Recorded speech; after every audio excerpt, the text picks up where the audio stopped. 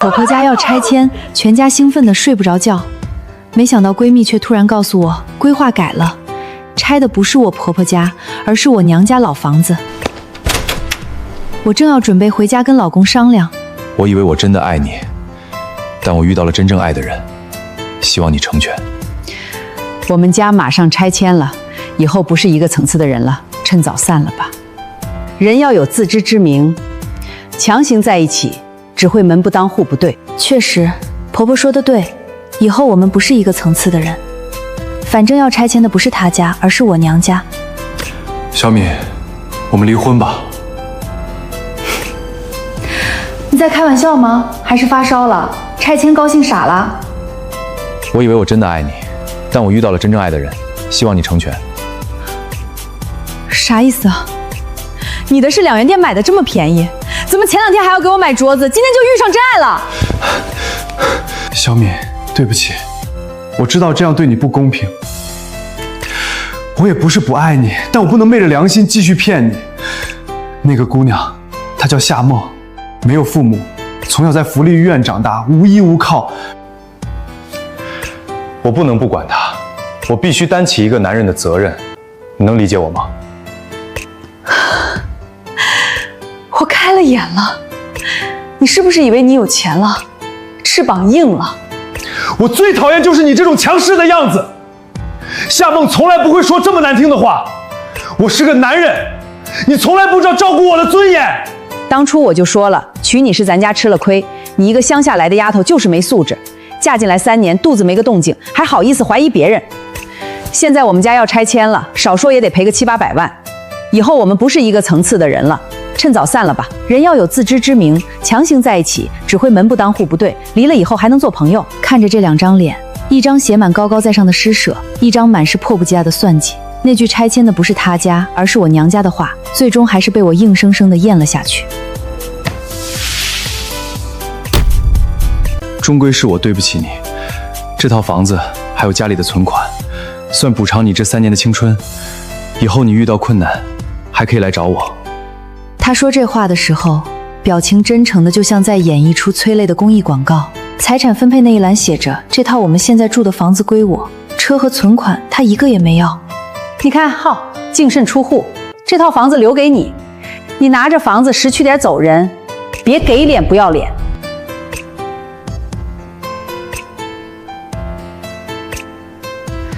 我实在是懒得多说废话了，是真不想看到这对母子俩恶心的神态。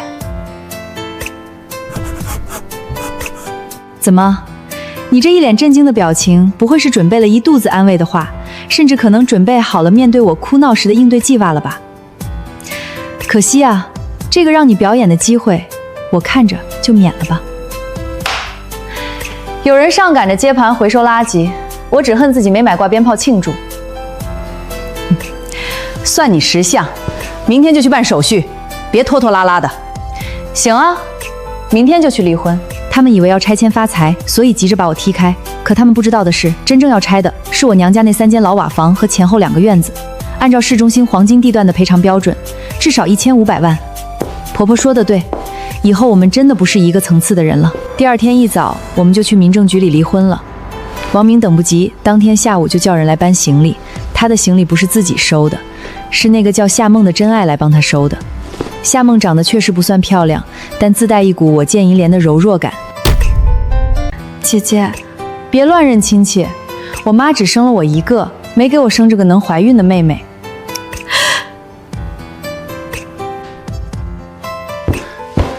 许小敏，你有什么气冲我来？欺负一个孕妇算什么本事？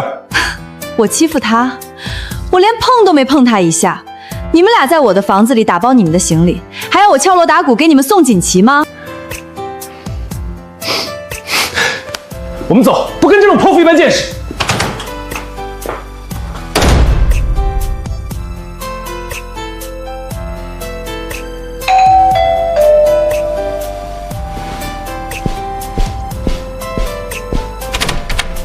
小敏，你还好不？今天是你们离婚的日子，王明没有欺负你吧？我现在忙完了，我就过来陪你了。婚上午就离完了，下午他就带着夏梦过来收拾行李了。他怎能这个样子？你和王明一起上大学的时候，他家条件不好，冬天穿一件洗得发白的棉服，中午永远只吃一个馒头配咸菜。是你把自己的饭盒推给他，他还说以后挣了钱10倍还你。大学毕业后，他考了4研究生都没考上。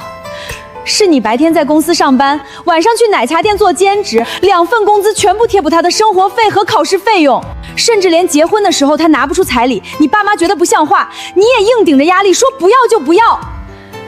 你对他掏心掏肺的好，他那个没良心的，以为自己拆迁了发达了，说离婚就离婚，这种人别气别气，为这种人气坏了身体不值得。不过听你这样一说，现在想想，当年的我真是脑子进了2斤地沟油。不过好在我现在清醒了，是该继续往前走了。那天闺蜜走后，隔了2天，王明他就迫不及待地开始作妖了。徐小敏，你这纤夫真是极品中的战斗机，你自看看吧。这段时间我过得挺不容易的，这3年的生活里有很多只有我自己才懂的难处。我们在生活习惯和家庭分工上有很多分歧，我一个人要兼顾工作和家庭事务，还要承担房贷压力，2个人在未来规划上也一直没能达成一致。最关键的是，他不能生育，3年了，一直瞒着我妈，我替她扛着，我妈骂我也忍了，就是因为答应了她不告诉任何人。你们看看，这才叫好媳妇儿，马上就给我们老王家生个大胖小子。谢谢大家的祝福，我和浩哥会好好生活的。对小敏姐，我一直觉得很抱歉，但浩哥太苦了，我实在看不下去他受折磨，希望能用我的爱治愈他。我试图点开同学群，才发现自己被移出群聊。王明还真是煞费苦心，把我踢群再造谣，让我连还嘴的机会都没有。许小敏，你知道王明他要干嘛吗？又怎么了？他下周2要在城西的凯威酒店办婚宴，50桌，请帖都发到我这里来了。什么？50桌？在凯威酒店？那是本市最贵的5星级酒店之一，一桌最低标准也要大几千。王明卡里就剩3000块钱，拿什么办50桌婚宴？他哪来的钱？说是拆迁款马上就下来，先跟婚庆和酒店签了欠条，等结了婚一并付清。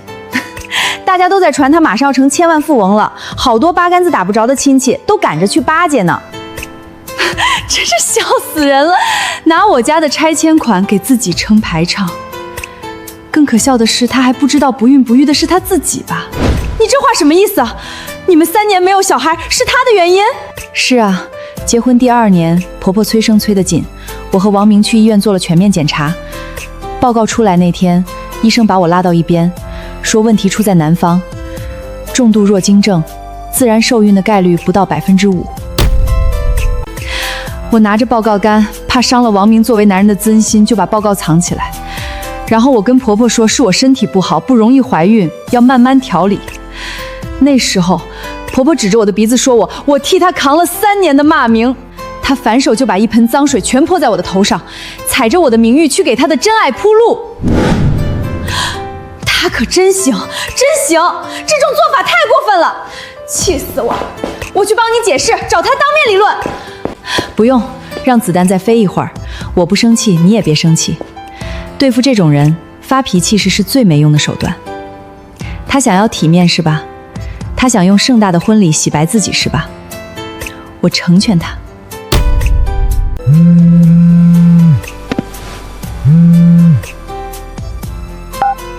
许小敏，下周2王明和夏梦的婚宴，你来带个红包。我差点以为自己没睡醒。听见没有？王明照顾了你3年，你占了我们家的大便宜，连套房子都白送给你了。现在人家要办喜事了，你作为前妻包个5万块红包不过分吧？5万块？你们家是不是对我的经济实力有什么误解？少跟我哭穷！你要是不来随这个礼，我就去你们单位门口拉横幅。了不到5分钟，王明的电话打了过来。小敏，我怕你伤心，就没通知你婚宴的事儿。但如果你实在放不下，可以来现场看看，见证我的幸福。对你来说也是一种释怀。当然，你量力而行就好，红包多少不重要，只要你人来了就行。好家伙，又要我出钱，又要我出席，难道真觉得我毫无底线吗？这些年我对家里的付出，让你觉得我好欺负？一定定到场。这期间，我先回了趟老家，借口办社保找出家里的老房本拍照存档，接着联系闺蜜要来了清晰标注着1600万补偿金的拆迁公示文件电子版，又去医院调取了3年前的那份男科检查报告。然后我和闺蜜直奔商场，就这件了，好看。看着试衣间镜子里的自己，红唇似火，眼波流转，彻底褪去了这3年疲惫的脸色，再也不见过去3年里那种刻在眼底的疲惫与暗淡。行，买了，花2万块全款拿下一件法式高定红裙，不错啊，这真是惊艳到我了。你终于舍得为自己花钱了？那可不，没有前夫和婆婆的唠叨，一个人真好啊。下周2的凯悦酒店，我定要送给王明一份终生难忘的结婚大礼。周2中午，城西凯悦酒店玫瑰厅。看着他们2个人这8个字，简直是极其讽刺啊！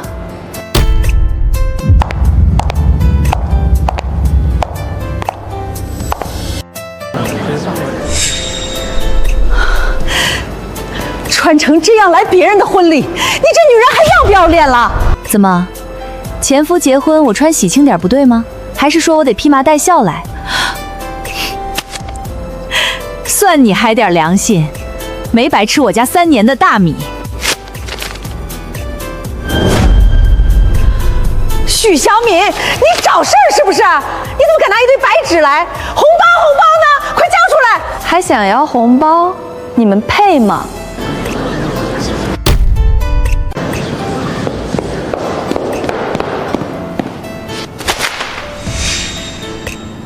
许小敏，你这么做对得起我吗？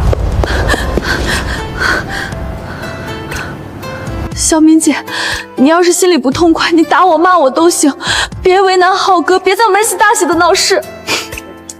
你这眼泪说来就来，委屈的像个被人欺凌的小白菜，这演技不去拿奥斯卡真是屈才了。你要是不想来就别来，来了就给我安顿点儿。保安呢？把这个闹事的女人赶出去。我都评评理呀！前妻跑到婚礼上来闹事，见不得我们家过得好，真是心肠歹毒啊！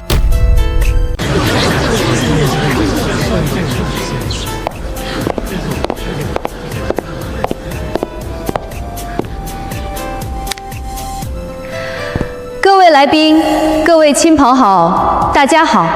我想大家对我也不陌生，给我3分钟的时间。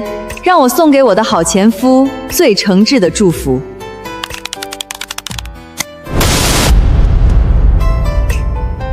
各位请看大屏幕，这是一份3年前的检查报告，诊断论写得很清楚，精子活力检测为0，自然受孕概率极低。所以让我们用最热烈的掌声祝福我的前夫找到真爱，突破医学奇迹，喜得贵子。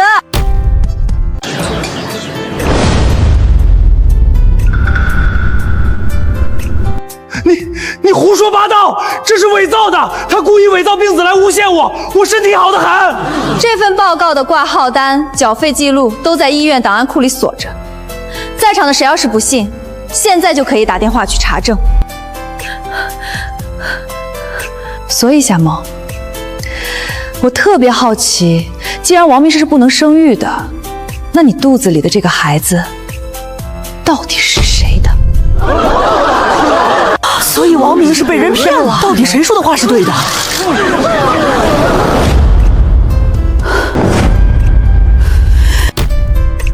我就说，怎么能这么快怀上？你这个混蛋！你竟然敢把孩子安在我儿子头上，你骗我们家的钱！妈，你别这样看着我，我没有，你听我解释。你放开我！妈，你干什么？别吓着梦！你个不争气的东西，骗人的团转，你还当宝贝？我们王家都让你丢尽了。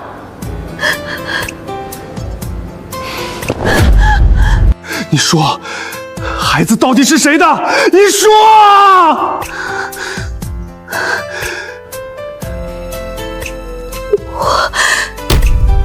我看着这对刚才还对我颀指气使的人，此刻正在众目睽睽之下互相撕咬，简直比大夏天喝了一瓶冰镇汽水还要痛快。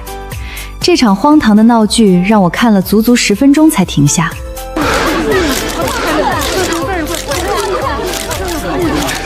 都不准拍了，放下！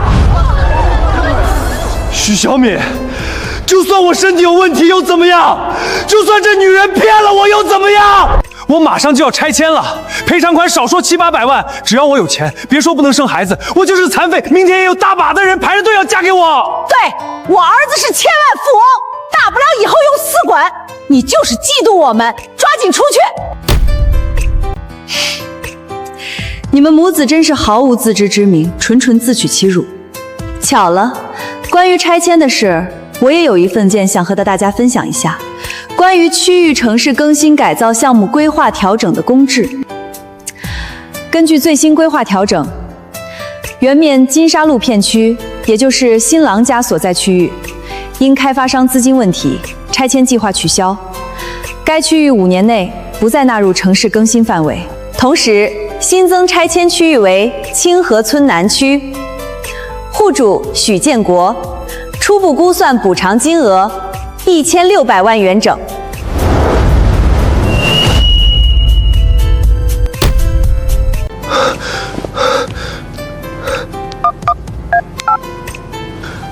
喂，我是王明，我们家的拆迁。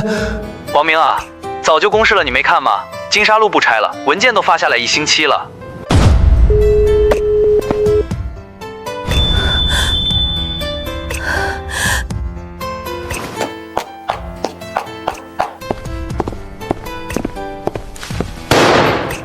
王先生，既然拆迁取消了，那咱们之前谈好的记账延期支付就不作数了。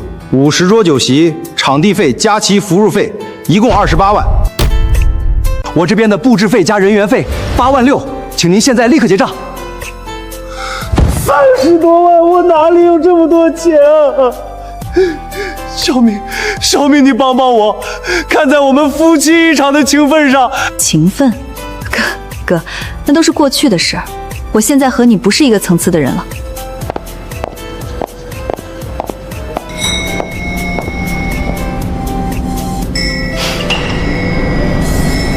婚宴的视频当天晚上就在本地各大短视频平台和朋友圈杀疯了，好几个角度的录像，全方位立体地展示了王明和婆婆狼狈的模样。播放最高的一条，4个小时就破了500万。这是什么爽文照进现实？前七姐姐太飒了，笑死我了！大清早就听说自己要当千万富翁，下午就变成欠债30万的老赖，这过山车坐得刺激啊！第二天早上，我照常去公司上班。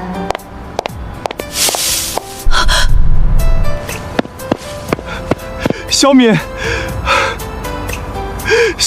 我错了，原谅我。我被那个女人骗了，她肚子里的孩子根本不是我的，她就是为了骗我们家拆款才故意找上我的。我妈昨晚上气得血压飙到180，现在还在医院重症监护里躺着呢。小敏，我们大学的时候就在一起，你是我最爱的人啊，我只是一时糊涂，你帮帮我吧。酒店和婚庆把我告了，今天就要冻结我的账户。你家里不是要拆迁了吗？你拿点钱出来帮我还了这笔债，我们复婚好不好？王明，你站的方向不对，阳光打在你那张充满算计的脸上，只让我觉得极度排斥。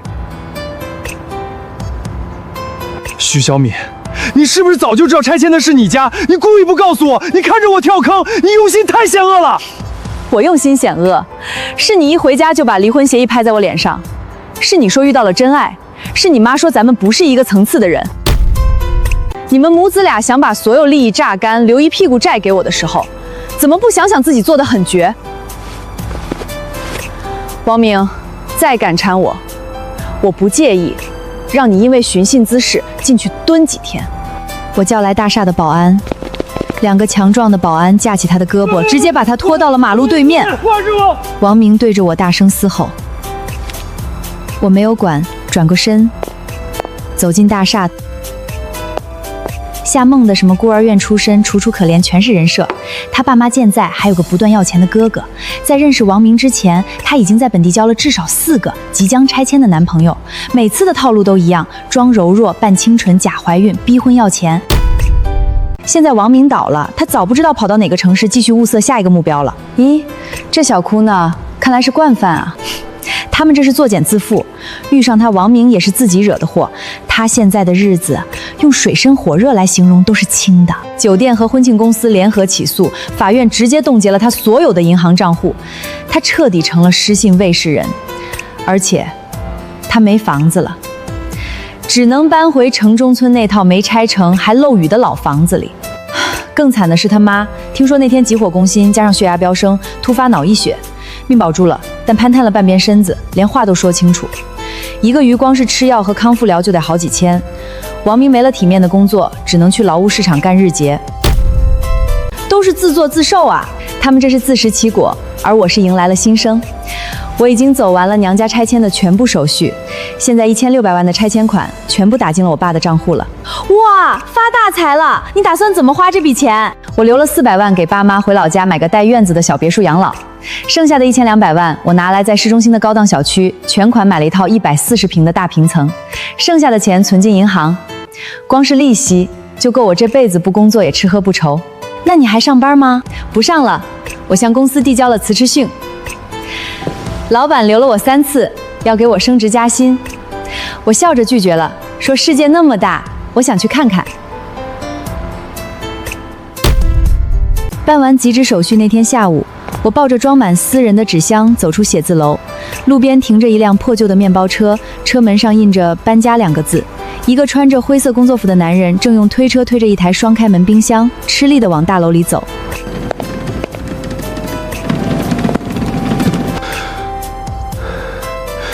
小敏，以前都是我的错，你原谅我好吗？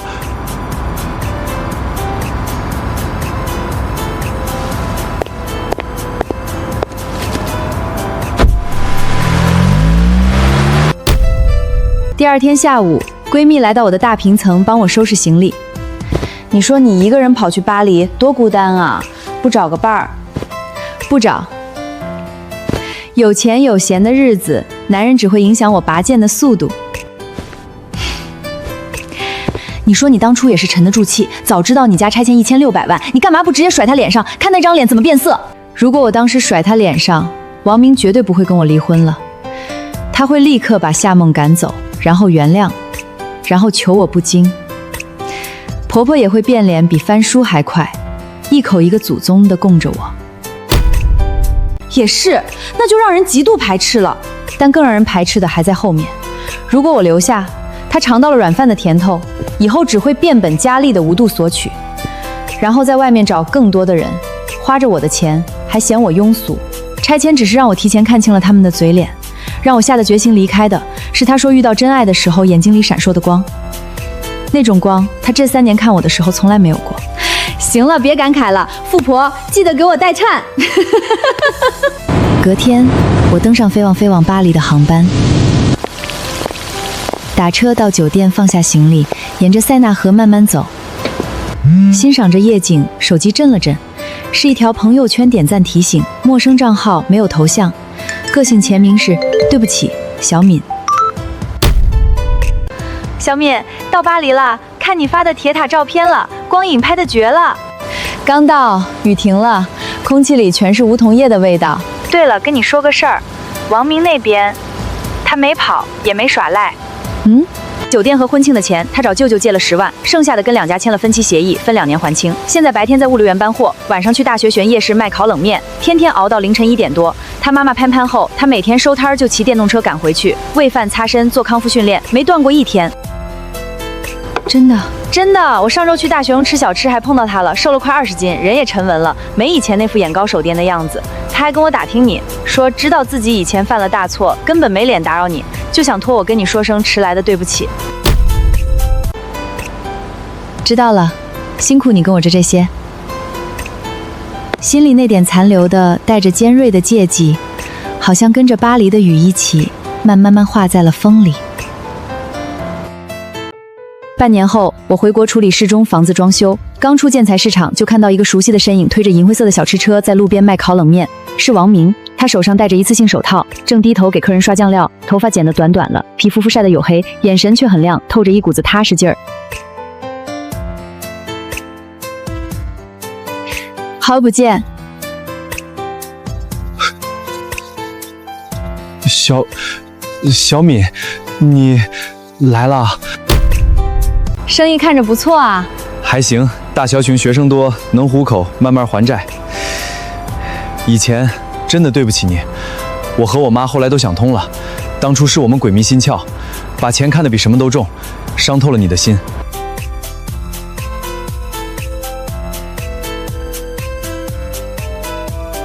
小敏，阿姨以前犯了大错，说的那些错话你别往心里去。王明要是早点懂事，也不会弄成今天这样。是我们老王家对不起你。阿姨，都过去了。是过去了，以前总想着一夜暴富走捷径，现在才明白，踏踏实实干活，安安稳稳过日子才是最实在的。我现在就想好好把债还清，带着我妈好好做康复，以后再也不做那些白日梦了。挺好的，慢慢来，都好起来的。小敏，祝你以后永远都开开心心的，一定要幸福。你也是。真没想到王明能变成这样，我以前还以为他会破罐子破摔呢。人总会在摔跟头之后长大的。以前我总觉得要让他们付出惨痛的代价才解气，现在才发现，真正的自由不是看着别人落魄，而是彻底放下过去，不被那些不好的人和事拖着走。那你现在一点都不恨他们了吗？不恨了。那些不好的经历反而让我看清了自己真正想要什么。现在我有舒服的房子，有花不完的存款，有想做就做的事，还有你这个最好的朋友，已经比大多数人都幸福了。没错，以后我们的日子只会越来越好。我知道，所有的遗憾和不甘都已经留在了昨天，而属于我的崭新的人生才刚刚拉开序幕。